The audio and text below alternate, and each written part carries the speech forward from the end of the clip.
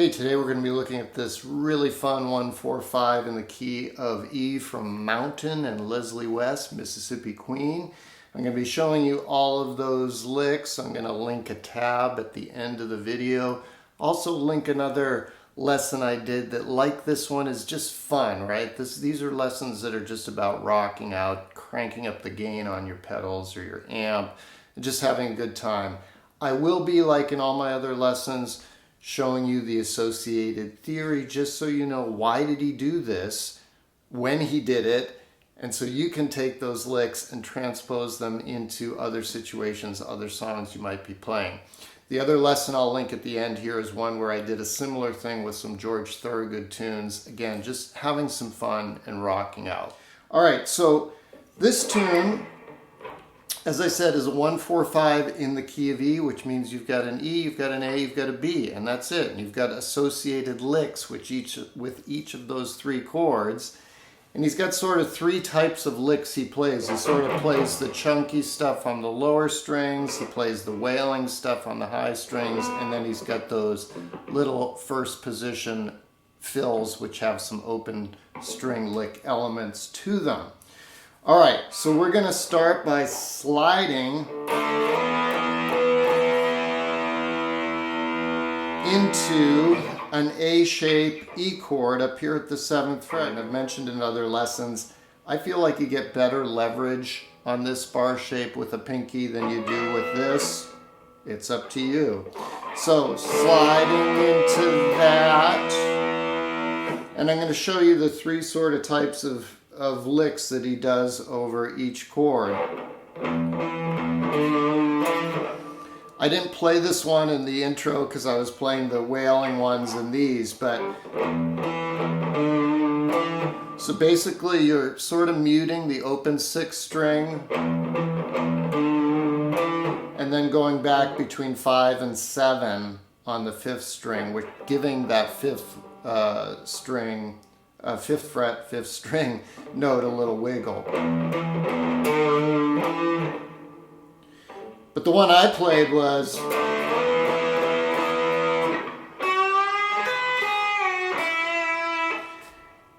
he has three variations on that, and it's all over that D shape box of an E chord, right? You can see that this is your D chord moved up 2 frets is an E chord, and if you played the whole chord, you'd see that it is the C shape, go up 2 frets, the C shape becomes the D shape, go up 2 more frets, you've got an E, and this is a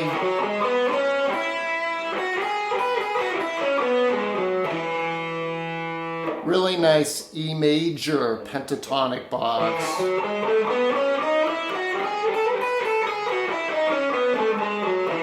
Also a nice E major scale box there. So for learning your scales and your associated licks, this is a really good box to know. And within this box lies a lot of licks bending that 7th fret 2nd string note, which is your 2 in the key of E major, right? We've got the 1, the E, we've got the 2, the F sharp, and we're bending up a full step to a G sharp.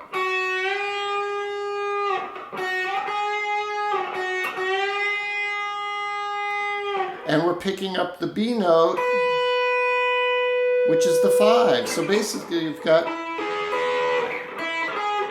you've essentially got an E major chord triad arpeggio with a cool little bend. So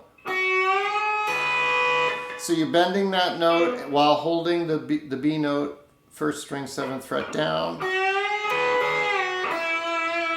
So that's the first way he does it. He just comes back to the E note. Another way he does it is lands on that 6th fret, 3rd string, the C sharp note, which is also the 6th in the key of E major.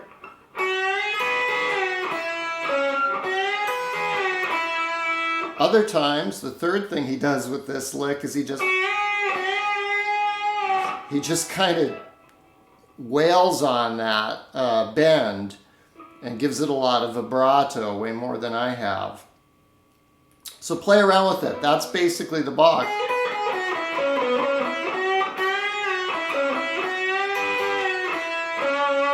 That's what he's doing throughout this song, is a lot of that. And he'll do the same thing over the associated A box, for example. So where would that be? Okay, again, we know that the D shape has a 2nd string root, the D note. Where is the A note on the 2nd string? It's up here at the 10th fret.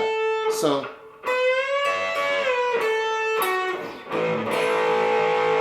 A chord. You could do the lick over the A chord. Just the same way we do it over the E chord. You should also know this lick over the A-shaped chord. So going back to the 1 here in Mississippi Queen, the E, we know this is the E chord of the A shape. We just slid into it. Well, where's your...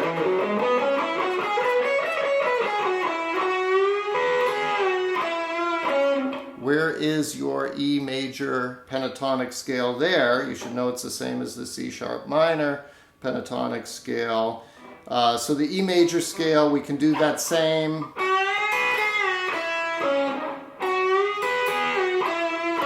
Up here over the A shape.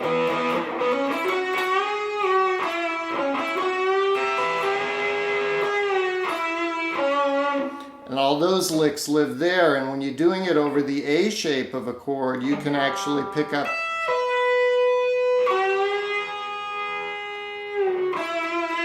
two notes with your pinky. You can bar the 2nd and 1st strings at the 12th fret. Again, you're picking up the 5 and the 1 of the chord, and you're bending the 2nd up to the major 3rd, the F sharp up to the G sharp. Okay, so that's the cool thing he does on the high strings. So we've got two things. We've got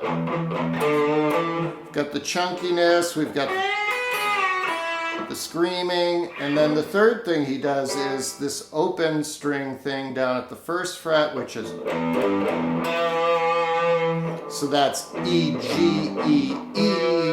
It's just an octave lick, right? You're going open, 3 open on the 6th string, and then going, nailing that 2nd fret, 4th string E note.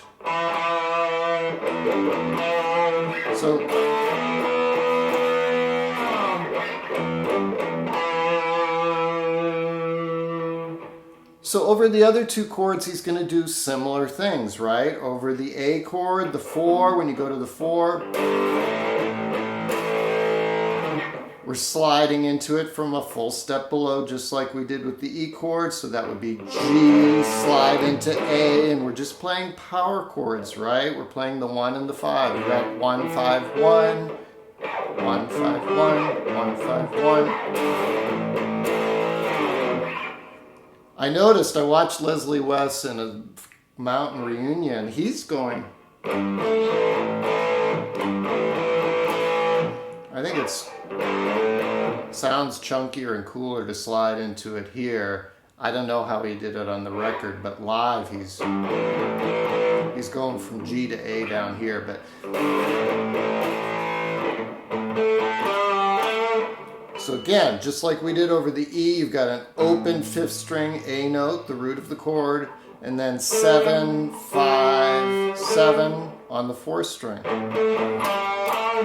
The tabs don't really agree about these licks, these chunky licks. You know, some of them say he's going 1, 2, 3. I kind of like the going back and forth between the 5th and the 4th string.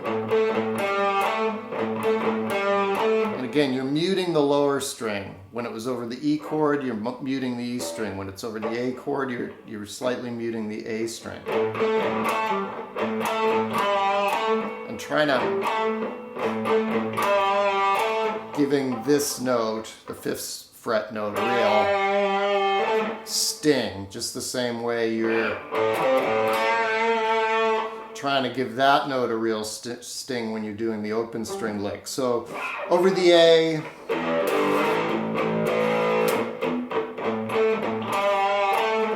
and then again slide into it.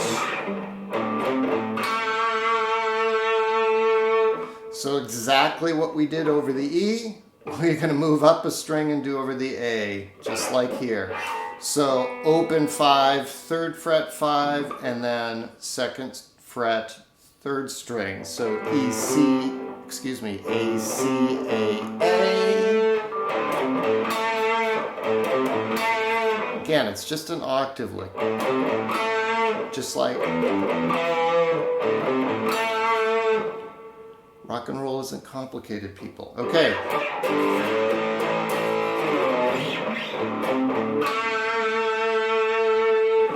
Lastly, we're going to slide into the 5 chord from 1 step below, so A to B.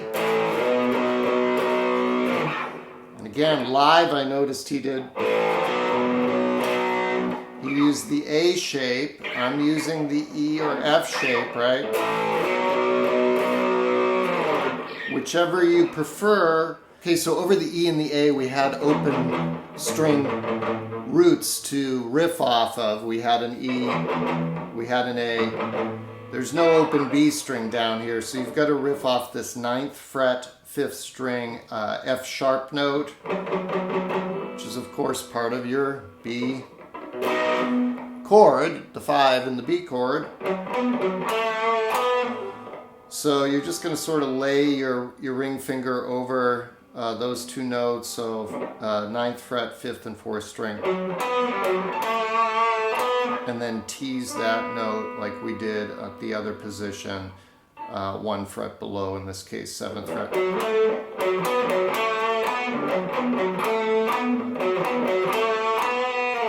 And then just back to the A. He does that one time. I didn't do this at the beginning, but one of the times when he comes back from the 5 down to the 4, he does.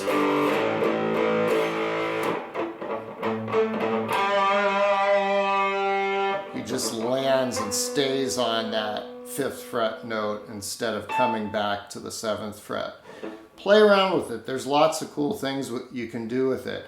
The other signature lick out of the song is, right?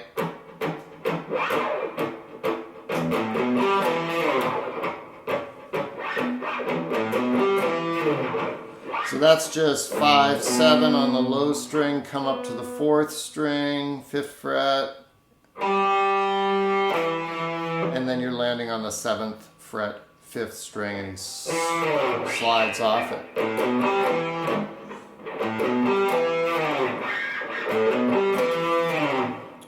Okay, so that was a little grab bag of 1-4-5 licks with just a little taste of theory thrown in today. Have some fun with Mississippi Queen. There's tons of lessons on here about it. They don't usually get into the theory, but I thought I'd tell you the why of some of this and also just show you how it's just fun to play around with it. All right, I hope you enjoy that. Thanks for joining me. See you next time.